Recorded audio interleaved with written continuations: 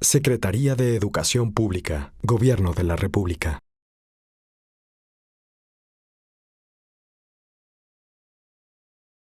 Muy buenas tardes a todas y a todos. Muchas gracias por esta invitación.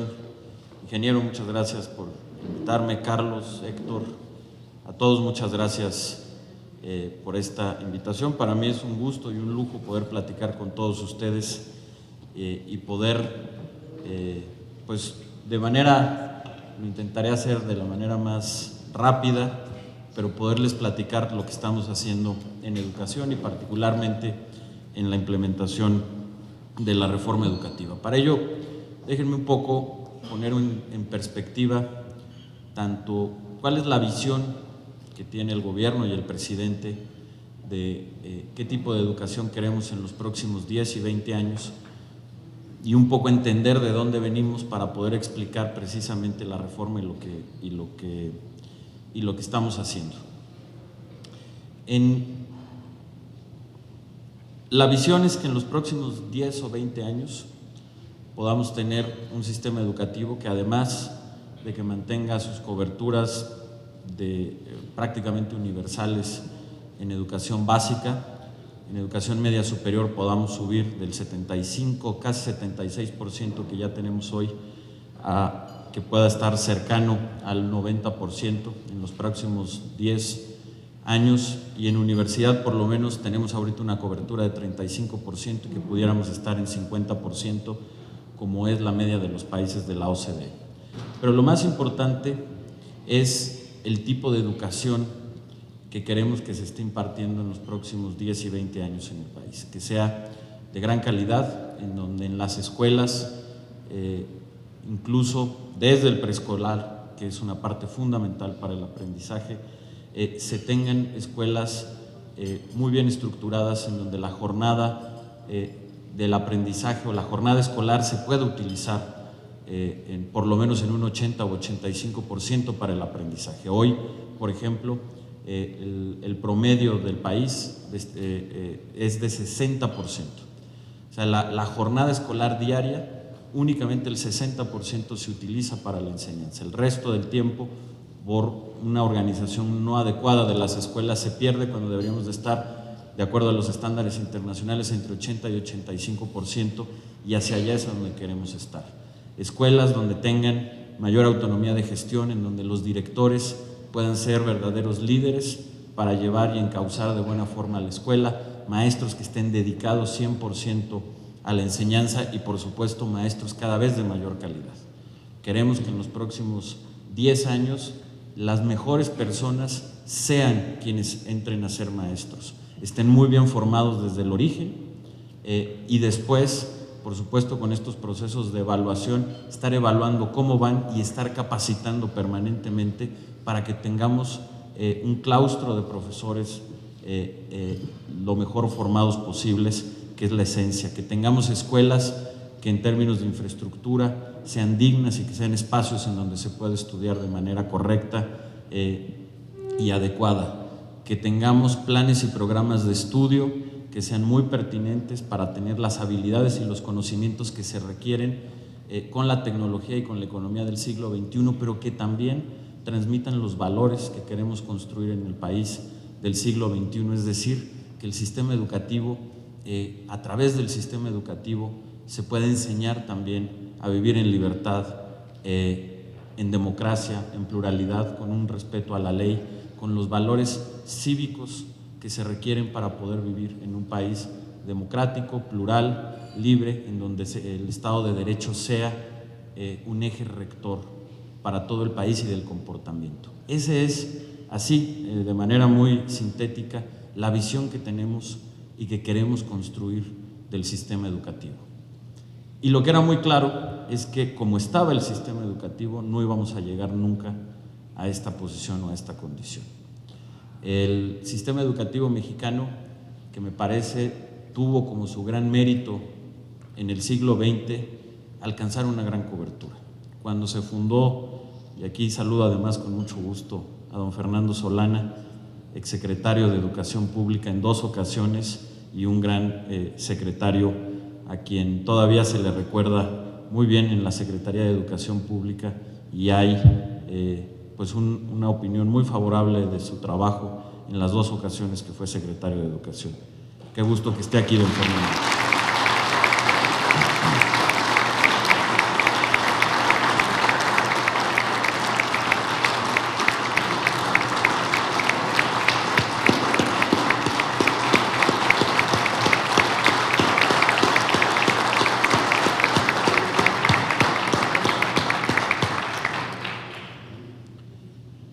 A don Fernando le tocó hacer también algunas reformas y reorganizaciones muy importantes de la Secretaría de Educación Pública. Por ejemplo, toda la parte, si no recuerdo mal, don Fernando, la descentralización, no la descentralización que vino en los 90, pero la que a usted le tocó hacer con las delegaciones que creó en todo el país para dar un impulso y que se organizara mejor la educación en todo el territorio. Eso fue una gran reforma en su momento. Y le tocó esto que fue un gran éxito de la educación, me parece, del siglo XX en nuestro país, que fue lograr llegar a prácticamente cualquier rincón del país con una escuela y un maestro. Y ese es un esfuerzo que se hizo en relativamente poco tiempo y que tiene un gran mérito. Cuando se fundó la Secretaría de Educación Pública en 1921, que la funda el presidente Álvaro Obregón con el primer secretario de Educación, que fue José Vasconcelos, en el decreto de creación de la SEP se decía que se creaba para poder tener o crear y sostener en todo el país un sistema de educación público. No existía. En ese momento, en 1921, con tan solo 15 millones de habitantes, únicamente el 15% de los niños tenía acceso a una escuela. Y ya los niveles superiores, es decir, preparatoria y universidad, pues prácticamente la cobertura era nula. La Universidad Nacional aquí en México, algunas universidades en las capitales de los estados y hasta ahí. Y en tan solo 90 años, con un país ya con 120 millones de habitantes, hoy tenemos cobertura del 100% universal, es decir, todos los niños de México van a la primaria. Tenemos prácticamente 100% de cobertura en secundaria. Les decía hace un momento, 76% ya en media superior. Y por cierto, y aquí hago un comercial porque sí es muy importante la inversión que ha hecho el presidente en media superior. Cuando empezó este gobierno, la cobertura de educación media superior era 68%. Y en 3 años hemos pasado de 68 a 76%. La meta del sexenio es llegar a 80% y yo creo que a lo mejor lo vamos a superar. En educación superior es 35% y tenemos hoy uno de los sistemas educativos públicos más grandes del mundo. Esto que estoy diciendo representa 34 millones de alumnos en un poco más de 260,000 escuelas en todo el país. Y para dar un dato de la dispersión que existe en nuestro país y de este esfuerzo que fue un gran éxito del siglo XX, en Estados Unidos, con 86 millones de alumnos, tienen 180,000 escuelas. En México, con 34 millones de alumnos, tenemos más de 260,000. Por supuesto, muchas de ellas no en muy buenas condiciones, ahorita hablaré de eso, pero ese es el esfuerzo y eso ha sido muy importante. México, después de la India, de China, por el tamaño de sus poblaciones, de Estados Unidos y de Brasil, es el 5º sistema más grande de educación pública del mundo. Esa es la dimensión. Y ahora el objetivo del siglo XXI, para poder lograr lo que describí cuando empezaba a platicar, pues es que pasemos a que este sistema sea también de calidad. Porque hay que reconocer que si bien este sistema ha tenido islas o tal vez archipiélagos de una gran calidad, en donde muchos nos hemos formado, pero la generalidad no es esa. Y la calidad deja mucho que desear, eso es claro en todas las evaluaciones internacionales, como la prueba PISA que hace la OCDE, tenemos rendimientos muy bajos, las propias evaluaciones que hacemos aquí en México lo demuestran, y yo creo que ustedes todos lo saben, no tenemos el potencial. Y por eso es que se hizo esta reforma. Una reforma que implicó cambiar, hacer reformas al artículo 3º de la Constitución, agregando, por ejemplo, y esta es la esencia de la reforma, el derecho que hoy tienen como un derecho los niños y las niñas de México a una educación de calidad. Y que la Suprema Corte de Justicia hace relativamente poco confirma que no existe ya en materia educativa ningún otro derecho que esté por encima de este. Y a partir de esos cambios hay toda una reestructuración con 2 leyes nuevas, la del servicio profesional docente, la de evaluación, cambios a la Ley General de Educación, que nos permiten tener hoy el marco jurídico adecuado para hacer estas transformaciones. El primer paso y la primera transformación del sistema educativo es político.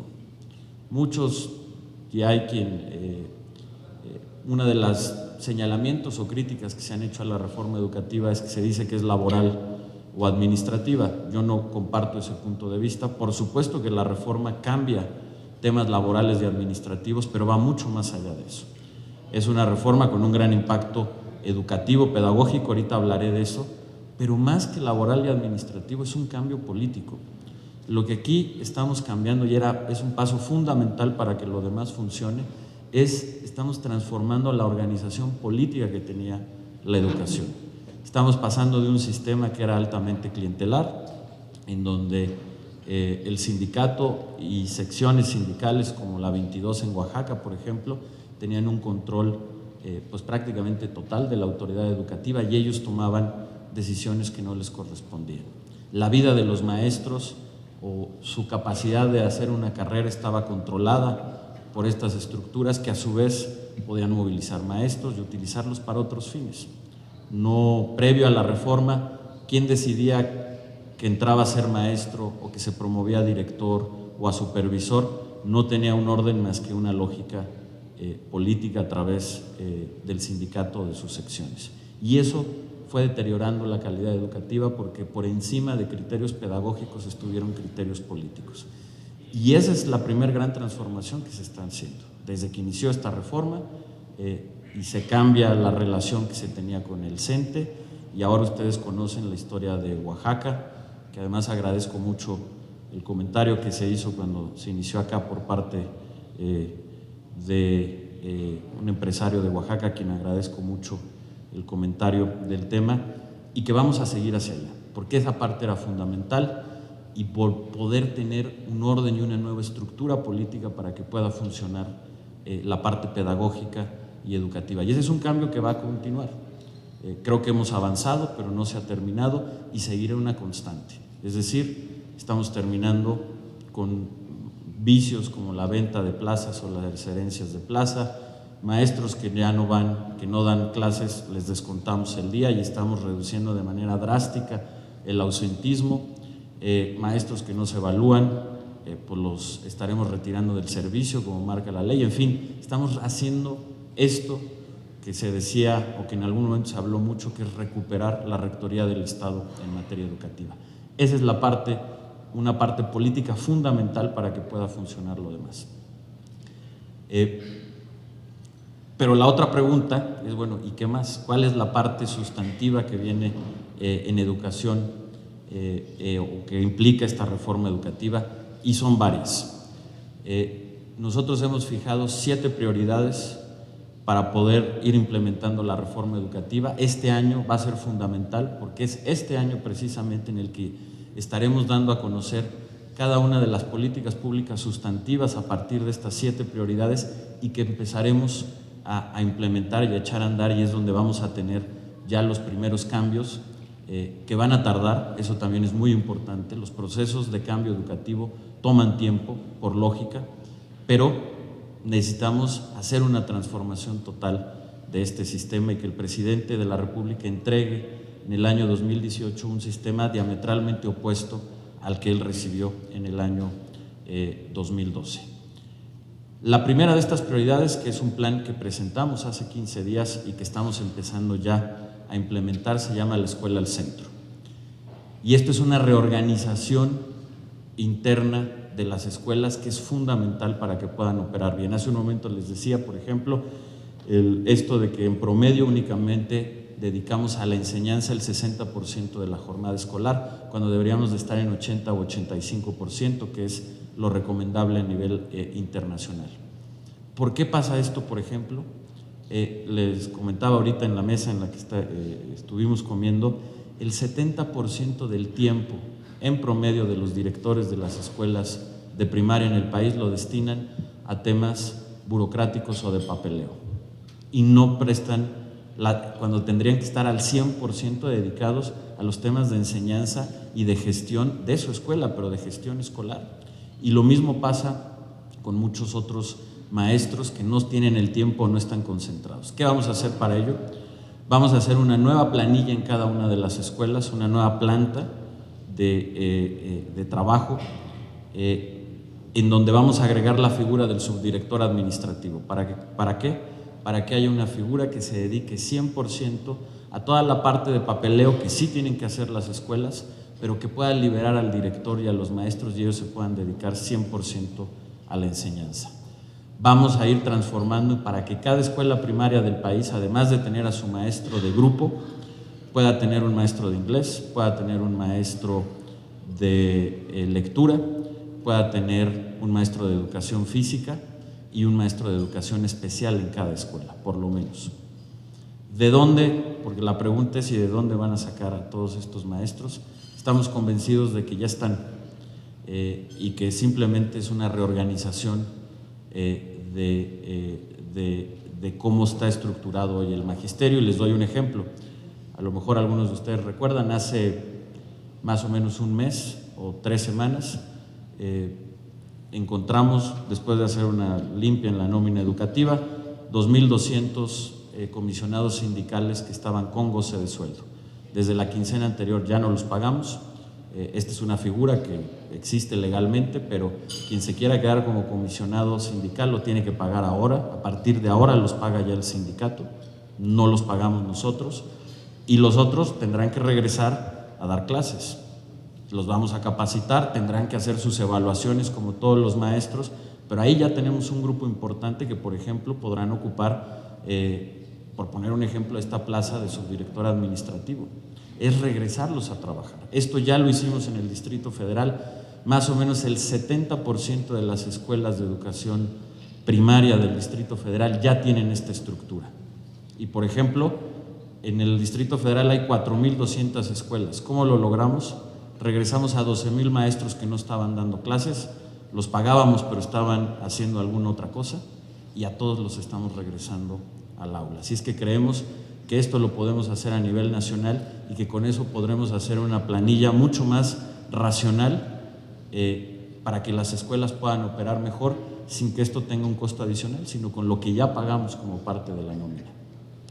Segundo tema, este es de este plan de la escuela al centro. Esa es la parte número 1. La segunda parte es llevar dinero directo a las escuelas. ¿Cuál es uno de los mayores problemas que tenemos hoy para financiar o de financiamiento a las escuelas? Es que no tienen un presupuesto propio. ¿Qué pasa, por ejemplo, si en una escuela se rompe un vidrio? Pues básicamente pasan 3 cosas. O les piden una cuota voluntaria a los papás para cambiar el vidrio, y de ahí que han proliferado este tipo de prácticas y de cuotas. Los propios maestros hay veces que son también quienes ponen de su bolsa. Se pide a las autoridades locales que se cambie el vidrio, y eso puede tardar meses, o simplemente se va deteriorando, y eso ha deteriorado muchos de los inmuebles educativos que hoy tenemos. ¿Qué es lo que vamos a hacer? Vamos a llevar una transferencia directa, sin intermediarios, desde la SEP a cada una de las escuelas, para que tengan un presupuesto propio que les permita enfrentar este tipo de retos. Es una transferencia que, además, para poderla utilizar se tienen que poner de acuerdo el director y los maestros con la Sociedad de Padres de Familia, con los consejos escolares de participación social, que es además ahí donde se hace de mejor forma la contraloría de estos recursos. Ya tenemos un programa que opera en 25,000 escuelas. Este programa se llama el Programa de la Reforma Educativa, y ya estamos llevando a 25,000 escuelas. Este recurso es grande, pero para la dimensión de lo que requerimos es casi ha sido un programa piloto. Fue evaluado por el BID con muy buenas recomendaciones, y además demostrando que el programa estaba funcionando muy bien, y a partir del siguiente ciclo escolar lo vamos a escalar a 75,000 escuelas. Vamos a pasar de 25,000 a 75,000 escuelas. Eso nos va a dar más o menos ya el 75% de las escuelas primarias con esta condición. Tercero, vamos a fortalecer los consejos técnicos escolares, que son muy importantes porque es el momento en el que se reúne el director con los maestros y es cuando planean y pueden tener un ejercicio pues, de planeación y de seguimiento a las metas que se hayan puesto las escuelas, con una diferencia, y que es parte de esta autonomía de gestión. Seguramente muchos de ustedes saben o han padecido que los últimos viernes de cada mes los niños no tienen clases. Es porque ese último viernes de cada mes se reúne este Consejo Técnico Escolar, que es fundamental y se tendrá que seguir reuniendo una vez al mes, pero ahora vamos a dejar que cada escuela lo haga cuando quiera. Y esto va a permitir que se pueda hacer un sábado en la tarde o un domingo y no necesariamente que se tenga que perder ese día. Entonces, es parte de este tema. El cuarto tema es fortalecer los consejos escolares de participación social para que los papás tengan una participación cada vez más activa en estos comités en donde ellos serán la Contraloría Social de cómo se utilizan esos recursos. Y finalmente otra parte que nos parece una innovación que se requería y que era muy importante, y es la flexibilización del calendario escolar. Hoy, por ley, todas las escuelas tienen que tener un calendario de 200 días. No importa si hay zonas donde, por ejemplo, ya en el verano o la última parte del verano hace mucho calor y no hay condiciones para estudiar, o se nos van las cuentas al cielo porque muchas escuelas tienen aire acondicionado que tienen que utilizar en esas últimas semanas, o, como seguramente también a lo mejor lo han padecido, esto pasa particularmente en escuelas privadas, las últimas 2 o 3 semanas pues ya no hay clases, los niños se los ponen a ver una película porque pues si no están los 200 días son sancionados, pero ya terminaron el plan de estudios. ¿Qué es lo que vamos a hacer? Dar 2 opciones y que además cada escuela escoja. Se pueden quedar con un calendario de 200 días o pueden acoger un calendario de 185 días, es decir, 3 semanas menos. Pero eso sí, vamos a mantener el mismo número de horas al año en el curso. ¿Qué pasa con los que acogen el calendario de 185 días? Que van a tener una jornada más larga cada día, que además eso es bueno, y tendrán 185 días. En primaria hay 3 modalidades de jornada escolar. La jornada normal, que son 4 horas diarias y que esto equivale a 800 horas al año.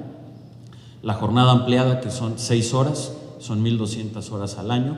Y las escuelas de tiempo completo, que es una jornada de 8 horas dentro de la escuela, donde además comen ahí, y que son 1,600 horas al año. Por cierto, escuelas de tiempo completo, cuando empezó esta administración había 6,000, hoy hay 25,000 escuelas de tiempo completo. Obviamente, les comentaba ahorita aquí en la mesa, una escuela de tiempo completo nos cuesta 150% más que una escuela de horario regular, por obvias razones, pero es un esfuerzo que se está haciendo. Bueno, las escuelas que se acojan a 185 días tendrán que impartir el mismo número de horas al año, pero en menos días. Y esto estamos perfectamente alineados con los parámetros de la OCDE. Por ejemplo, el promedio de horas al año de la OCDE son 791, nosotros estamos en 800 o más, dependiendo la jornada, y el número de días en promedio de la OCDE es de 185. Nosotros estaríamos estando justo en el promedio con un calendario de 185 días y los que estén en el de 200 días pues incluso será más. Quienes se queden con el de 200 días tendrán la jornada como es hoy en día y reitero, los que se acojan al de 185 será una jornada más amplia. Y el último punto, y que tiene relación con esto, es que vamos a hacer algo que antes no existía para las escuelas públicas, y es que va a haber escuelas de verano. Vamos a abrir a las escuelas públicas durante el verano, no todas, pero sí un número suficiente para que todos los papás que quieran que sus hijos tengan actividades artísticas, deportivas, e incluso los que requieran algún tipo de reforzamiento porque no les fue bien en el curso, que lo puedan tener en estas escuelas de verano. Y lo vamos a empezar ya. Este verano 2016 vamos a iniciar con un programa piloto en 6 entidades del país, incluyendo aquí la Ciudad de México, en donde vamos a abrir 1,000 escuelas de las 4,200 que tenemos para este fin. Y la idea es que para el verano de 2017 esto ya se convierta, después de tener el piloto, en un programa nacional. Y bueno, pues esto va a ser en gran beneficio, nos parece, de las madres que trabajan particularmente, pero también de los niños, con una escuela que esté abierta también durante el verano. Y se me olvidaba, en preescolar vamos a aumentar la jornada. Hoy la jornada de preescolar es solo de 3 horas. La vamos a pasar a 4 horas en todos los casos, y los que se acojan al calendario de 185 días, la jornada será de 4 horas y media. Todo este plan va a transformar la organización de las escuelas para aprovechar mejor el tiempo y que la enseñanza sea de mayor calidad. Punto número 1, esta es la escuela al centro y ya estamos trabajando en ella. Segunda prioridad, infraestructura escolar. Aquí tenemos el programa de los certificados educativos que ustedes conocen, que se ha emitido en la Bolsa de Valores, que nos va a permitir tener 50,000 millones de pesos adicionales en los próximos 3 años para dejar en buenas condiciones a un poco más de 33,000 escuelas de todo el país.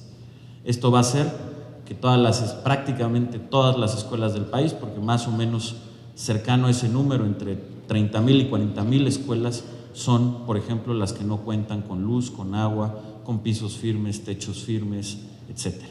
Vamos a dejar en condiciones de dignidad 33,000 escuelas. Nunca se había hecho una inversión así en tan poco tiempo. Es el programa más agresivo de infraestructura escolar en muchos años. Tercer tema, el desarrollo profesional docente de los maestros, y esto se compone de 3 asuntos. La educación inicial, vamos a estar presentando próximamente un plan para reestructurar y fortalecer a las escuelas normales del país, pero también a las universidades, porque la reforma rompió también con un monopolio que antes existía. Antes solo los normalistas podían ser maestros. Hoy cualquiera que tenga un título de licenciatura está facultado para presentarse, hacer el examen, y si lo aprueban puede ser maestro. Entonces tenemos que reforzar a las normales, pero también a las universidades, para que en las universidades se empiece a preparar también a los futuros maestros. Y vamos a trabajar en que las normales y las universidades cada vez estén más juntas. Parte del problema que hemos tenido con las normales es que se han aislado mucho, no tienen una relación más universitaria, o no han tenido un contacto con diversos planes de estudio, que es fundamental. Vamos a caminar hacia allá. ¿Para qué? Lo decía hace un momento, para que cada vez formemos mejores maestros y que puedan, además del examen, pues entrar los mejores. Queremos también ofrecer desde el inicio muy buenas condiciones laborales para que se vuelva para los jóvenes muy atractivo ser maestro. Hoy ya lo es. En promedio, un maestro que acaba de entrar al servicio gana 9,000 pesos, que no es mal, ustedes lo conocen, eso no está mal en el mercado, pero queremos que sea un poco más, para que sea todavía más competitivo y para muchos jóvenes talentosos haga sentido ser maestro. Segundo son las evaluaciones, en esta parte que es fundamental, estar evaluando a los maestros. Por ley, todos los maestros se tienen que evaluar cada 4 años. Si no pasan el examen, lo tienen que repetir al año siguiente hasta tener 3 oportunidades, y si de plano no pasan en 3 oportunidades, que creemos que va a ser muy pocos maestros, pero se les separa del servicio, porque quiere decir que un maestro que no puede aprobar 3 veces una evaluación, pues no es idóneo para dar clases. Y los que sí aprueben harán su evaluación cada 4 años. Y a los que les vaya bien en las evaluaciones, a los que tengan las mejores calificaciones, se les va a incrementar 35% el sueldo cada 4 años. Es decir, ahora los maestros que evaluamos en noviembre, a los que tengan una calificación destacada a partir del 15 de febrero, van a recibir un incremento de 35% en su salario, que también es una parte muy importante y muy justa para los maestros. Y finalmente viene la capacitación, que es el otro lado de la evaluación. La evaluación no tendría sentido si no estamos capacitando a los maestros. Para eso es la evaluación, para saber en qué están fallando y cómo capacitarlos. Hacia finales de febrero voy a presentar los resultados de esta evaluación, y junto con ella voy a presentar el nuevo programa de capacitación magisterial. Y solo les doy un dato porque es muy importante esto. Hasta el año 2015, los programas de evaluación, de formación continua o de capacitación de los maestros tenían un presupuesto de 220 millones de pesos. Este año, en el año 2016, vamos a tener más de 1,800 millones de pesos. Es decir, un incremento de más del 800%. ¿Por qué? Porque es fundamental poder capacitar bien a los maestros, y vamos a estar en esa vía. Cuarta prioridad, los nuevos planes y programas de estudio, que creemos que también son muy importantes. Estos los vamos a estar presentando entre marzo y abril de este año, pero con todo un proceso. Vamos a presentar documentos finales, pero no definitivos. ¿Por qué? Porque a partir de los documentos que presentemos vamos a convocar a foros. No van a durar mucho, no nos vamos a quedar ahí en un tema eterno, pero sí vamos a convocar a expertos, a pedagogos, a los propios maestros, a las autoridades locales, al sector privado lo vamos a invitar a que todo el mundo opine sobre los documentos que estamos presentando, sobre los nuevos planes y programas. Vamos a escuchar, debatiremos, etcétera. Regresaremos con los comentarios que se nos hagan, haremos los cambios que consideremos pertinentes como autoridad educativa y en el verano estaremos presentando los nuevos planes y programas definitivos. Y a partir de ese momento voy a convocar a comisiones de expertos para que redacten los nuevos libros de texto y las nuevas guías de materiales a partir de los nuevos planes y programas. Iniciaremos también la capacitación a los maestros para que conozcan los nuevos planes y programas de estudio y la meta es que puedan entrar en funciones en el ciclo escolar 2017-2018 o en su defecto, porque tampoco, si el proceso requiere ir más lento, no voy a apresurar algo de manera innecesaria, porque esto es muy importante y queremos dejar planes y programas muy sólidos.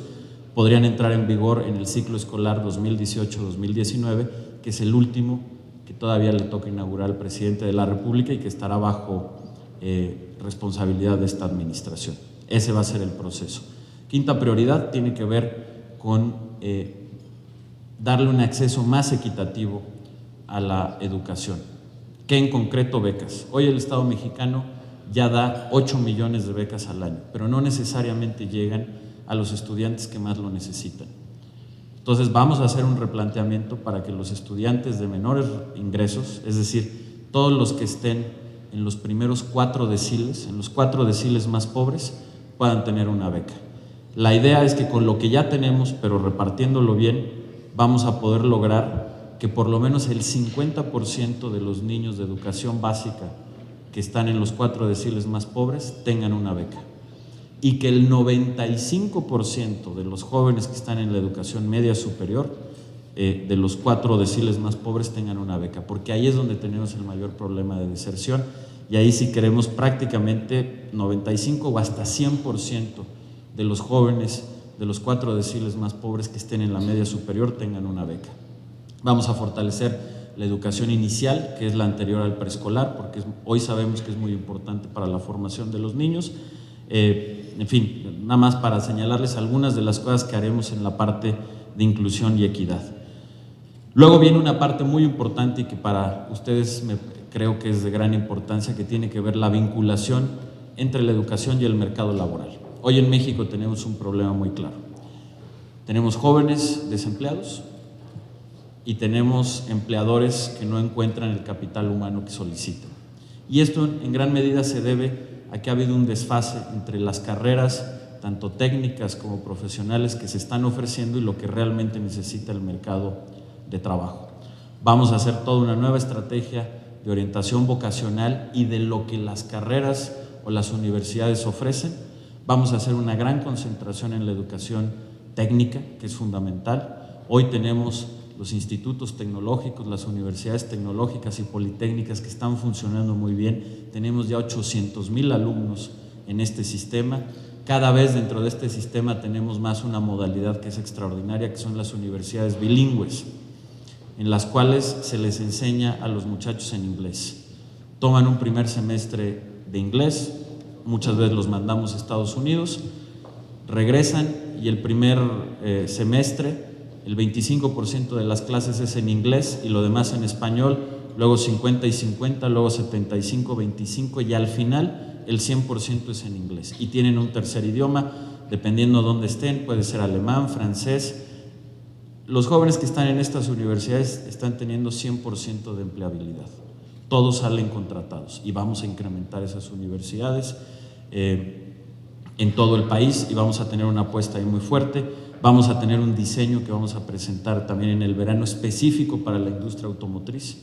Ustedes saben, lo conocen muy bien, es una de las industrias más prósperas del país y requiere de un acompañamiento especializado en términos de educación tecnológica y de ingenierías, y vamos a fortalecer y le vamos a dar una escala nacional al famoso modelo dual, que es el modelo que existe en Alemania. Tenemos ya un convenio con Alemania, vamos a aplicar lo que ellos han hecho durante muchas décadas en su país, que es esta educación en donde, por ejemplo, en los CONALEPs o en las universidades técnicas y tecnológicas, damos la teoría, pero están los muchachos ya trabajando en una empresa. Hoy tenemos ya un programa piloto, hay 1000 muchachos que están ya en un programa dual y tenemos, creo que incluidas 400 empresas más o menos. Pero esto lo queremos llevar, y yo los quiero invitar a todos a que esto le demos un nivel nacional. En Alemania, que es el país de Europa con la tasa de desempleo juvenil más baja de toda Europa para un país avanzado, en gran medida es por este modelo. El 60% de los estudiantes alemanes están en una modalidad de este modelo dual. No están en una universidad, sino están haciendo esto. Y eso es lo que permite que tengan la tasa de desempleo más baja. 60% y participan 500,000 empresas alemanas en estos programas. Esto lo queremos hacer en México. México hoy, ustedes lo saben, tiene una capacidad industrial muy destacada y necesitamos estos modelos. Ahí nos vamos a concentrar. Y por último, finalmente, la séptima prioridad va a ser una reorganización administrativa de la Secretaría de Educación Pública. ¿Para qué? Para que podamos responder de mejor forma a esta nueva lógica, que la propia Secretaría esté organizada en función de las prioridades de la reforma educativa, que son estas de las que les he hablado, y que podamos hacer más con menos. Un poco, permítanme aquí una expresión coloquial, le vamos a quitar grasa y le vamos a dar más músculo a la Secretaría de Educación Pública. Vamos a quitar programas que no son prioritarios para poder llevar recursos a estos programas que son muy importantes y que son los prioritarios. Y bueno, y además prepararnos porque pues no nos podemos esperar a que los precios del petróleo vuelvan a estar en buenas condiciones para hacer algo, para poder seguir avanzando con todo esto. Entonces, esto también lo estaré presentando pues hacia agosto, septiembre, previo al presupuesto, porque esto tendrá un impacto en lo que se estará enviando a la Cámara, sobre todo las prioridades, pero vamos a hacer una reorganización muy drástica. Y bueno, pues básicamente es eso, perdónenme, me alargué más de lo que yo quería, es un tema que me apasiona mucho, pero todo esto de manera apretada es lo que realmente se trata, o de lo que se trata la reforma educativa y la agenda de trabajo que estaremos teniendo durante este año, en donde todos estos planes los echaremos a andar, iniciarán y esperemos que ya que estén echados a andar, en el 2018 el presidente podrá entregar un sistema educativo diametralmente distinto al que recibió en el 2012. Muchas gracias. Secretaría de Educación Pública, Gobierno de la República.